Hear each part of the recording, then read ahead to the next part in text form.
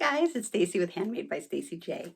Today I'm going to share with you my very first experience dyeing yarn. So I've seen some tutorials. I ordered a kit from Koolaid that included this beautiful bear hank. This has 75% merino wool and 25% nylon. It's a sock weight. And it came with a pack of Koolaid. Well, I like a little more color, so I bought another pack of Koolaid. So I thought we'd try purple, and I don't know if this comes out blue or red, but we will see. And it also comes with a handy dandy little, like a zip tie kind of thing. So I am going to see what happens with this. Hopefully it'll be fun. I'm sure it will be fun. But let's go ahead and get started. So for my materials, I've got my 2 containers of Koolaid. Also got a set of tongs, and then I wrapped one of my cookie sheets in plastic wrap just because I don't have really a disposable tray, so I figured this would work. And I've been soaking my yarn in about room temperature water. I didn't want it to felt or anything, and just plain water for about 15 minutes. And this little zip tie right here is great because then when I want to hang it or maneuver it, I can do just that. But while that's been soaking, I've also been working on a pot of water. So I've been warming this up while the yarn has been soaking, and I'm going to get it to a low boil before we start dipping. So I'm taking my yarn out of the water. And it has absorbed a good chunk of it. This just reminds me of a bunch of noodles. And, whoop, actually, I forgot to do something first. Okay, we gotta add color. So let's start with the Tropical Punch. I'm kind of curious as to what color this is. So we're gonna open it up, pour it in. Oh, it looks like we're gonna have red. Okay, so we'll try this out. And then we're gonna stir it up just a little bit. Get it all this, ooh, that smells like my childhood. All right, so we're gonna stir it up so that it all gets dissolved. And from the tutorials I've seen, the yarn will absorb all the color in this. But we will see. Again, I've never done this before. So I'm gonna take this out.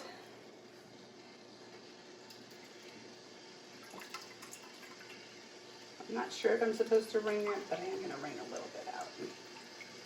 Because it's going to dip in more water. Okay.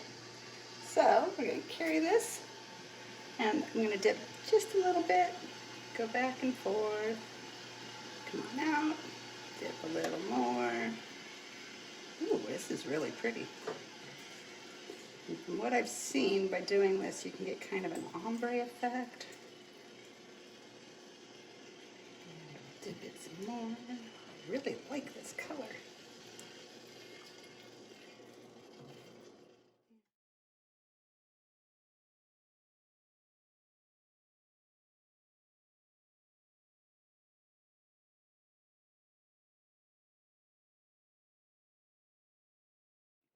I think the red and the purple will go really pretty together.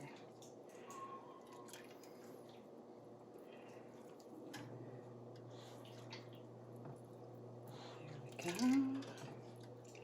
Do, do, do, do, do, do, do, do, do. Do, do, do, do, do, do.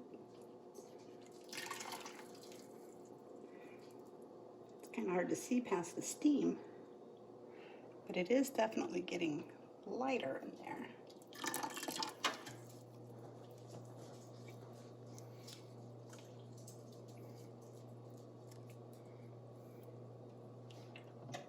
I'm just going to do a little bit of swirling motion. Definitely want this bottom to get very saturated. Again, like, I don't know if I'm doing this right, but that's okay. It's interesting seeing how it takes on some of the colors more so than others. And I'm gonna stir some of this in.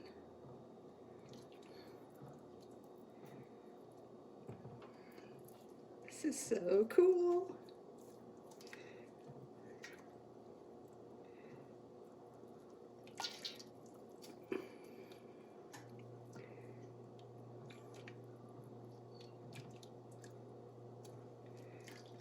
So I guess my take from this is maybe I should have made the water just a little bit hotter. That's okay. We're figuring this out. Again, this is my first time.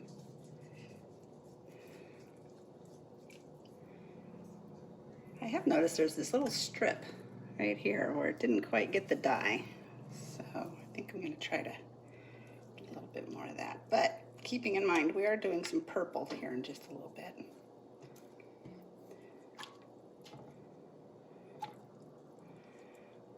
And wow, check out the water. It's like almost clear. That is so neat.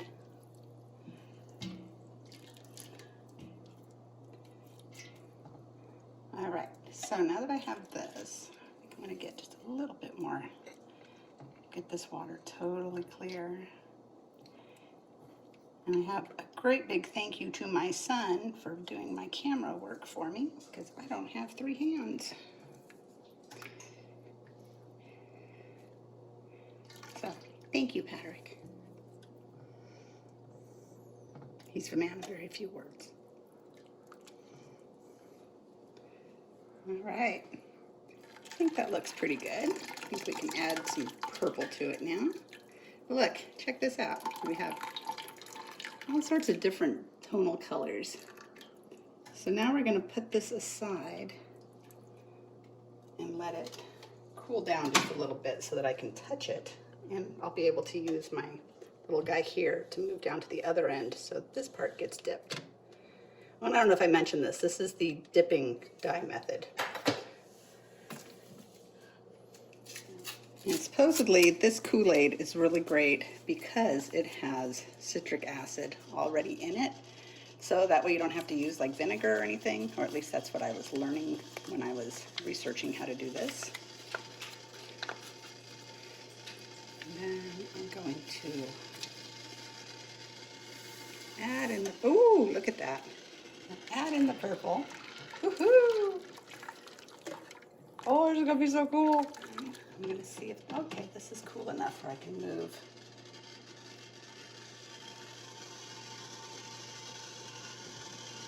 Zip tie.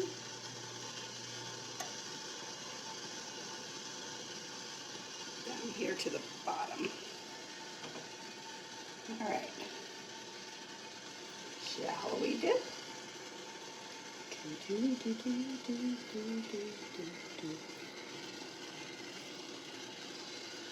Woohoo! Check that out. I'm wondering how these will do with overlapping. I really don't know. But I am digging it so far.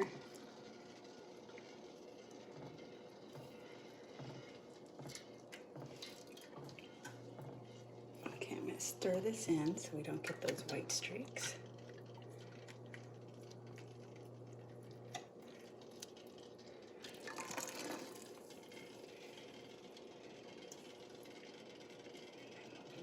Slow. Wow, you get a little bit of an arm workout doing this. You wouldn't think 100 grams of yarn would be so heavy when it's wet, but never dealt with wet yarn before, other than blocking. Okay, I'm going to do a quicker transition. Ooh, I guess it turns more of a brown when you get your purple and your red. But I still think it'll be really pretty.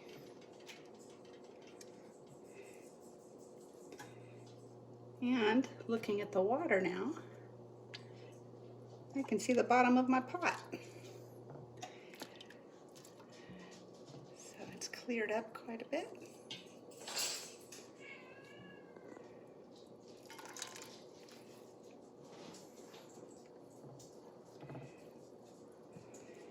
And the water is clear. So I'm going to move this back to my cookie tray after it finishes draining just a little bit. And then I'm just going to lay it out here. And these are the colors we have so far. So that's pretty cool.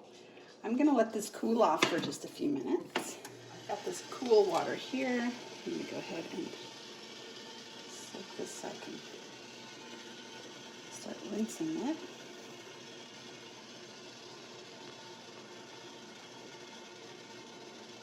always wondered what these things were for when I saw people using them. Now it makes total sense. This reminds me of our Arizona sunsets a little bit. The only thing missing is an orange and a yellow. But let's go move this over to the sink.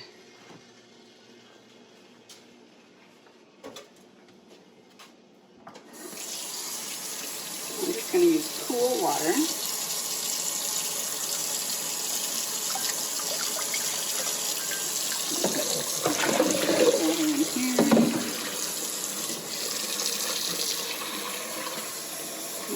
Going to rinse it.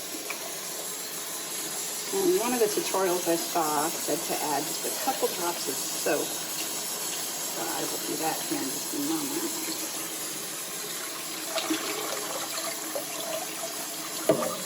More fresh water. A couple drops of soap. You could probably use a wool washing soap, but this is what I have on hand.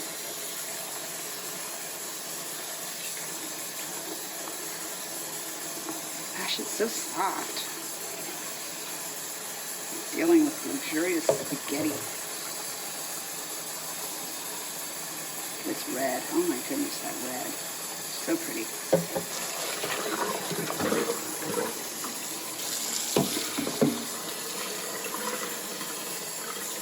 You want to be careful not wringing it or anything like that because you don't want to felt it.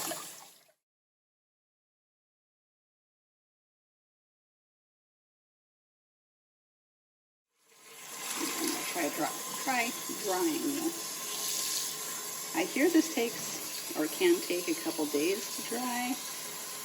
Again, one of the benefits of being in Arizona is it's very dry. So I'm going to hang this outside where I have wind chimes so that you get a little bit of that lovely sunshine.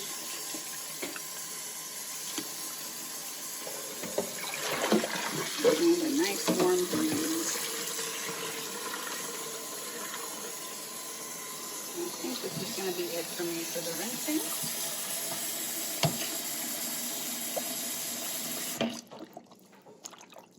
All right, and now I'm going to get my towel, and we're going to, all right. Now, ooh, this looks a little tingly.